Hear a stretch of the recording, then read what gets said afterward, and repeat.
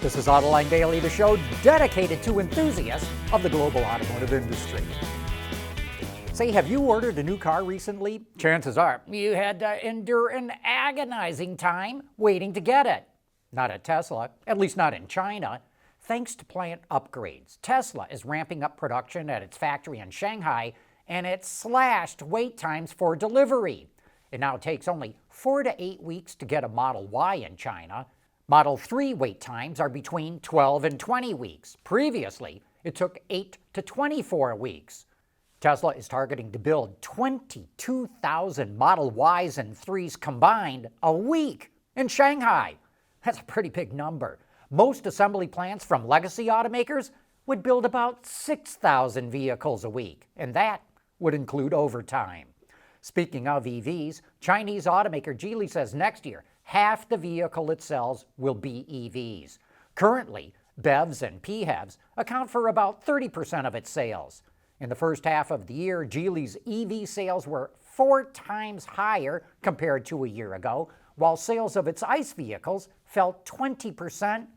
And that's a storyline we expect to hear from more and more legacy automakers. You know, most automakers shut down their operations in Russia after it invaded Ukraine, but Chinese automaker Chery hopes to start making cars there soon. It wants to boost sales in Russia to between 80,000 and 100,000 cars annually, compared to 41,000 last year. Chery's main production base is in China, but it also builds vehicles in 15 other countries, mainly in the Middle East, Southeast Asia, and South America. Most of those factories outside of China are not owned by Chery, and they manufacture vehicles made from complete or semi-knockdown kits. And that's probably how Chery is going to want to do it in Russia, since sanctions are making it hard for Russia to make things on its own. With global reach across 3 continents, Teijin Automotive technologies make vehicles lighter, safer, and more eco-friendly. Teijin Automotive Technologies, the formula for better mobility. At Schaeffler, we pioneer motion. Electrifying mobility, manufacturing smarter, reducing CO2 emissions, making energy production clean.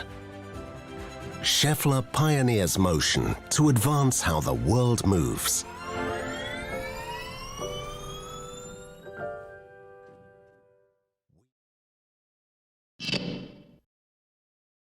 There are 3 iconic engines that earned their place in the hearts of muscle car fanatics: Ford's flathead V8, the small block Chevy V8, and Chrysler's Hemi.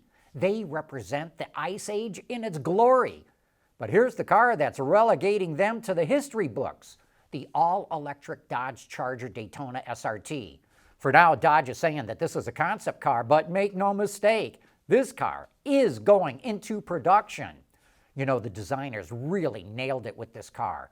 The wide, short grille is reminiscent of the '67 Charger, and note how the taillights mimic the front end. The body sides are uncluttered and muscular, and the rear sail panel gives it a real fastback look. Inside, the Charger Daytona looks purposeful and modern, but avoids looking too techy. Dodge did not release too many details. We do know that it comes with an 800-volt architecture that Dodge actually branded with the Banshee name, and it even gave it its own badge. We also know that this will be a gut-wrenching, visceral muscle car with an exhaust note that can hit 126 decibels. Yeah, you heard that right, an exhaust note. Dodge came up with a noise amplifier that it calls the Fratzonic Chambered Exhaust System. Tim Kuniskis, the head of Dodge brand, says the electric Charger will be faster than today's Hellcat Charger and just as loud.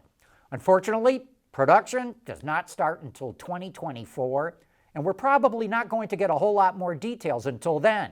But if you'd like to get more info that Dodge did release, then click on the link in today's show notes. If you're watching this on YouTube, then scroll down below this screen to where it says Show More. Click on that and you'll see the links. But before you do that, what do you think about this Charger Daytona SRT? Are hardcore gearheads really going to go for it? Or is this going to bring in a whole new generation of muscle car fanatics? You know, General Motors is slowly but surely building up its defense business. Back in June, it announced plans to expand into Canada, and it created a new international unit to make defense vehicles for foreign countries. Now, it's partnering with the German defense company Rheinmetall to compete for the U.S. Army's Common Tactical Truck program. They're going to make a modified version of Rheinmetall's HX3 military vehicle. The Army is expected to choose a winner for the program in December, and it could buy up to 5,700 vehicles at a value of about $5 billion. By the end of the decade, General Motors expects its defense unit to generate $1 billion a year in revenue. You know, despite all the safety equipment, stronger body structures, and advanced driver assistance technology going into cars these days, traffic accidents and fatalities are going up, not down. NHTSA says more people were killed in traffic accidents in the first quarter of this year than in the last 20 years. 9,560 to be exact. That's up 7% from last year. Now, with population growth and more cars on the road, it shouldn't come as a shock that fatalities are up. That's why NHTSA always measures fatalities by deaths per 100 million miles driven. But even that went up. There were 1.27 people killed per 100 million miles driven, compared to 1.25 before. So the puzzling question is, why are fatalities going up when cars are demonstrably safer?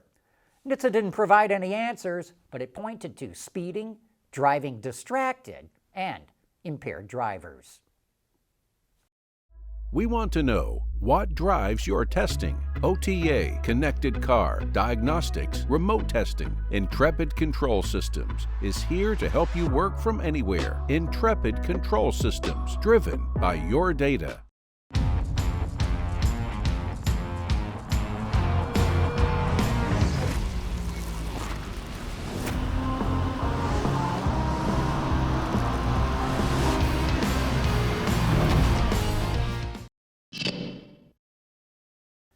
Active aerodynamics has a pedigreed history. Mercedes-Benz used an air brake on the back of its race cars at Le Mans in 1955, which significantly improved the braking of the car. A decade later, the Chaparral 2E used a movable wing for downforce and braking.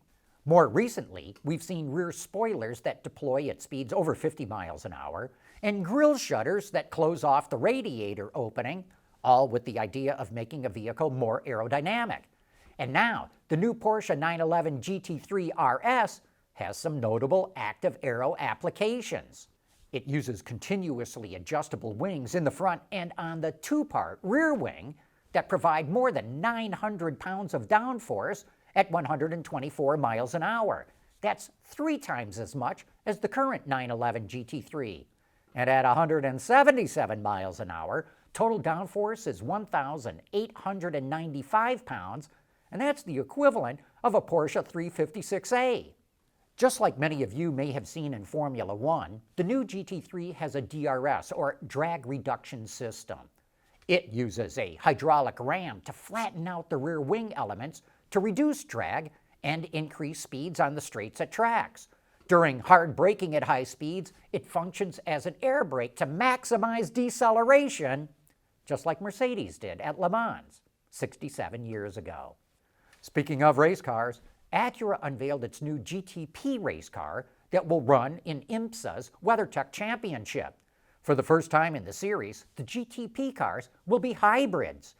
Acura uses a twin-turbo 2.4-liter V6 that puts out 500 kilowatts of power, that's 670 horsepower, and it is mated to an electric motor from Bosch that's powered by a battery pack from Williams Engineering. That adds 67 horsepower of continuous power and 241 peak horsepower. In fact, the IndyCar Series is going to use a similar powertrain starting in 2024, and that could greatly reduce costs for both racing series. Say, are autonomous cars ever going to make it into production, or is the technology impossible to perfect? And what about LiDAR? Do you really need that or not? Those are the topics on Autoline After Hours this afternoon, when Mike Ramsey from Gartner Research will join us, and I invite you to join us as well.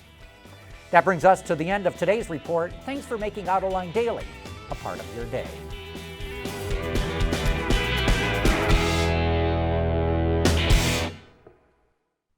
Autoline Daily is brought to you by Bridgestone, solutions for your journey. Intrepid Control Systems, over-the-air engineering, boost your game. Scheffler, we pioneer motion. And by Teijin Automotive Technologies, the formula for better mobility.